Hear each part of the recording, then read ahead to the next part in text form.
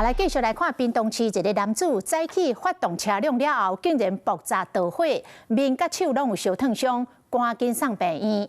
伊厝内的人讲，本地男子要甲朋友去航吧，车顶有放加速筒，可能关无捌，搁伫咧车顶点火爆烟，才会引发爆炸。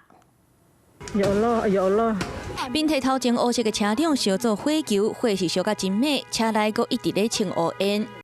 这个全拿出来啊！烧甲警报声一直咧弹，现场阁一直出现爆炸的声音，烟嘛一直咧冲，甲附近的厝边拢惊甲海去。火势愈烧愈猛，就惊烧去边仔，厝边赶紧用水来拍火。那消防队接到通报嘛，紧急到场。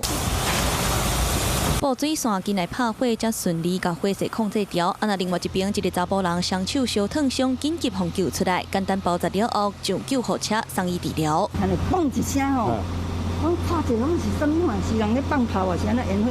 我看唔是冒烟。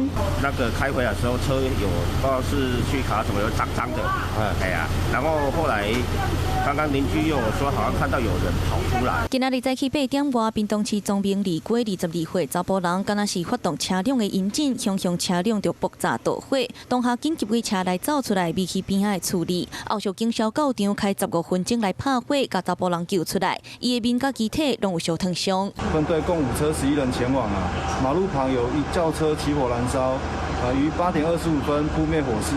然后后续由火调人员以及远警调查处理。查甫人的阿嬷透露，前一天查甫人有讲要去航吧，伫咧车顶放加速筒，有可能无关严，搁伫咧车顶食薰，引发着爆炸。加在这个火警无影响到厝边，详细原因警消阁需要调查清楚。